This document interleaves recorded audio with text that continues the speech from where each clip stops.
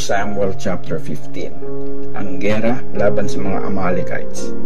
Sinabi ni Samuel kay Saul, "Ako ang pinadala ni Lord para i-anoint ka bilang hari ng Israel. Kaya ngayon, makinig ka sa mga sasabihin ni Lord. Ganito ang sabi ni Lord na makapangyarihan sa lahat.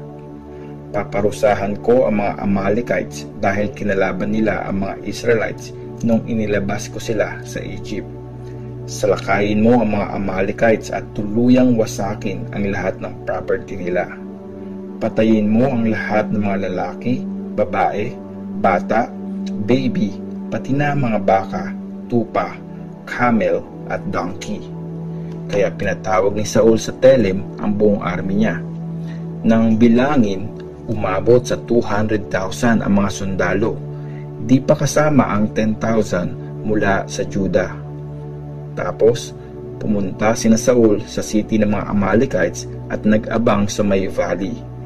Nagpadala siya ng warning sa mga Kenites, "Umalis na kayo at iwan nyo ang mga Amalekites para di kayo madamay sa pagpatay ko sa kanila.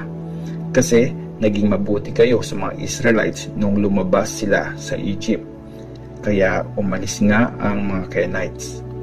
Sinalakay at tinalo ni Saul ang mga Amalekites mula sa Havilah hanggang sa Shur na nasa east ng Egypt. Pinagpapatay niya ang lahat ng nandun, pero hinuli niya ng buhay si King Agag ng mga Amalekites. Di pinatay ni Saul at ng mga sundalo niya si Agag.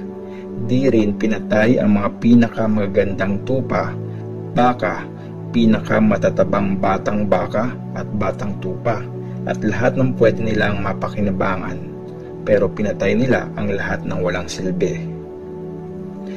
Nireject si Saul bilang hari. Sinabi ni Lord kay Samuel, "Nagsisisi ako na ginawa kong hari si Saul kasi tinalikuran niya ako at sinuway ang mga utos ko." Nagalit si Samuel at magdamag siyang nakikiusap kay Lord. Kinabukasan, maaga siyang bumangon para makipagkita kay Saul. Pero may nagsabi kay Samuel na pumunta ito sa Carmel at nagpatayo doon ng monumento para sa sarili niya at saka pumunta sa Gilgal. Nang maabutan ni Samuel si Saul, binati siya nito, "I-bless ka sana ni Lord, Samuel. Nagawa ko na ang inutos ni Lord." Tinanong ni Samuel, "Ganun ba? Pero bakit may naririnig akong iyakan ng mga tupa at unga ng mga baka?" Sumagot si Saul, "Kinuha yan ng mga sundalo ko mula sa mga Amalekites.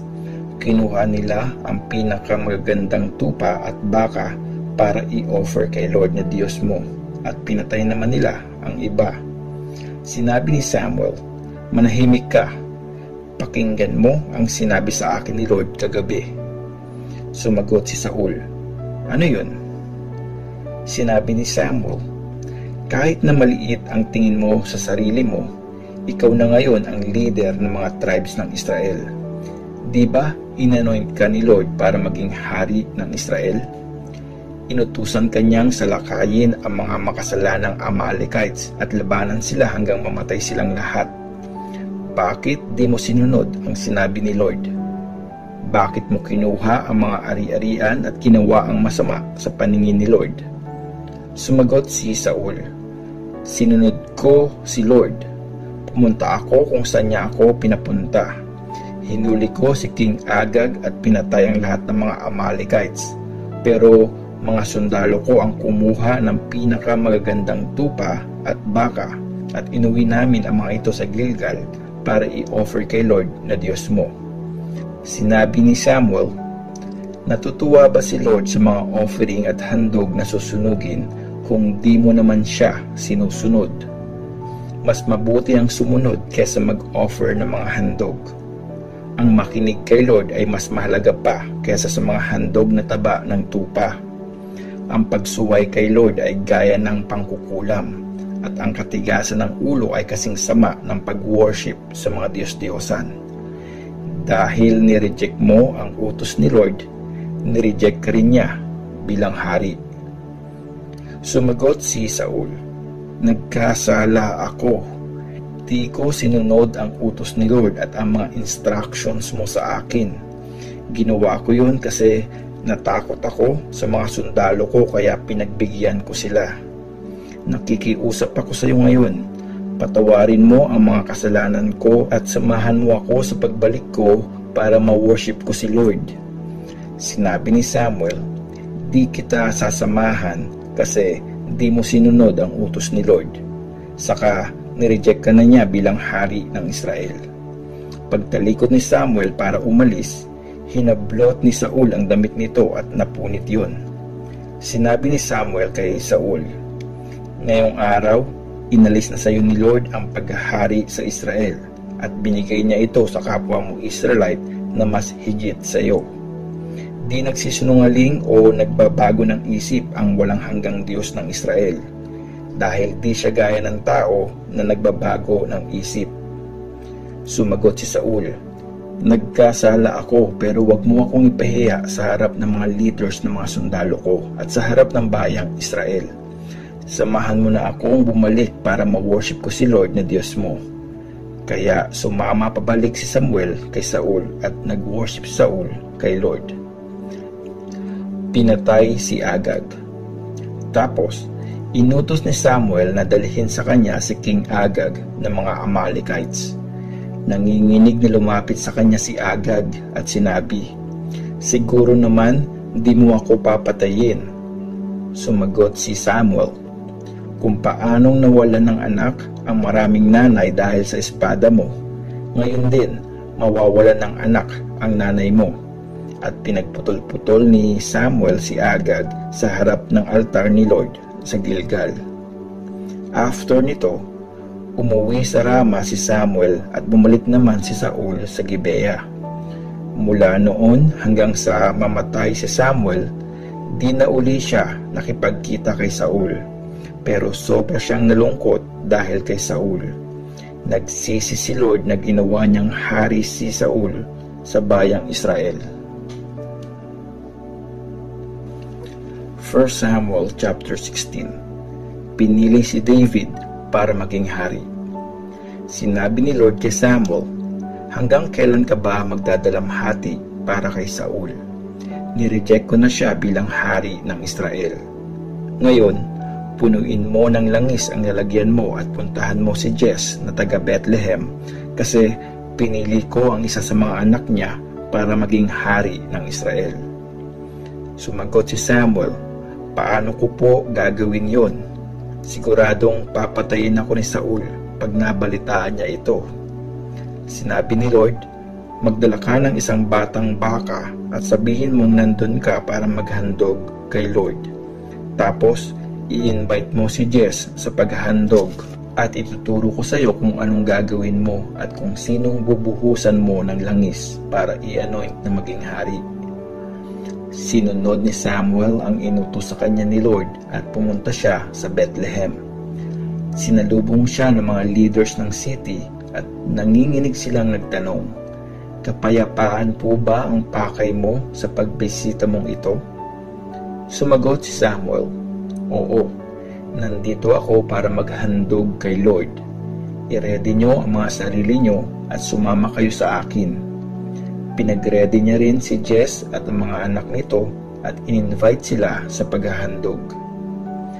Pagdating nila sa paghahandugan, nakita ni Samuel si Eliab at inisip niyang ito na ang pinili ni Lord. Pero sinabi ni Lord kay Samuel, huwag mong tingnan ang tangkad niya o kagupuhan kasi hindi siya ang pinili ko. Di ako tumitingin na kagaya ng mga tao. Sa itsura tumitingin ang mga tao, pero sa puso ako tumitingin. Tapos, tinawag ni Jesse Abinadab at pinadaan sa harap ni Samuel. Sinabi ni Samuel na di ito ang pinili ni Lord. Isinunod naman niya si Shammah, pero sinabi ni Samuel na di rin ito ang pinili ni Lord. Isa-isang pinadaan ni Jesse sa harapan ni Samuel ang 7 nitong anak na lalaki. Pero sinabi niya kay Jess na wala sa mga ito ang pinili ni Lord. Tapos, tinanong ni Samuel si Jess, may iba ka pa bang anak? Sumagot si Jess, May bunso pa po, pero nagpapastol siya ng mga tupa. Sinabi ni Samuel, ipasundo mo siya.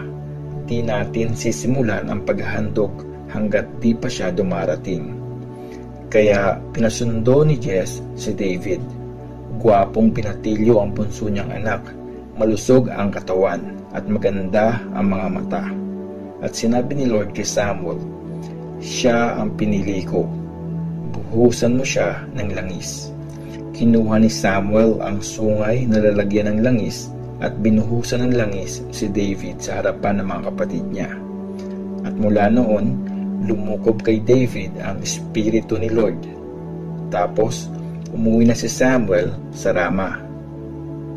Nag-serve si David kay Saul. Samantala, umalis na ang espiritu ni Lord kay Saul at isang masamang espiritu mula kay Lord ang nagpahirap sa kanya. Sinabi sa kanya ng mga servant niya, may masamang espiritu mula sa Diyos na nagpapahirap sa iyo ngayon. Kung gusto mo po, ihahanap ka namin na magaling tumugtog ng harp. Pag pinapahirapan ka ng masamang espiritu, patugtugin mo po siya para bumuti ang pakiramdam mo. Kaya sinabi ni Saul sa mga servants niya, sige, ihanap niyo ako ng magaling tumugtog at dalhin niyo sa akin.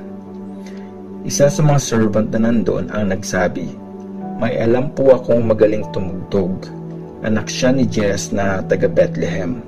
Matapang siya, isang sundalo, magaling magsalita at gwapo. Sinasamahan siya ni Lord. Kaya nagpadala ng mga messengers si Saul kay Jesse at pinasabi, papuntahin mo sa akin ang anak mong si David na nagpapastol ng mga tupa. Pinadala ni Jesse si David. Nagbigay din siya para kay Saul ng isang donkey na may kagang tinapay, isang batang kambing at alak na nasa wineskin. Nag-serve si David kay Saul at nagustuhan siya ni Saul. Kaya ginawa siyang tagadala ng sandata. Pinasabi ni Saul kay Jesse, hayaan mo mag-serve muna sa akin si David kasi natutuwa ako sa kanya. Tuwing dumarating kay Saul ang masamang espiritu mula sa Diyos, kinukuha ni David ang harp niya at tinutugtugan ang hari.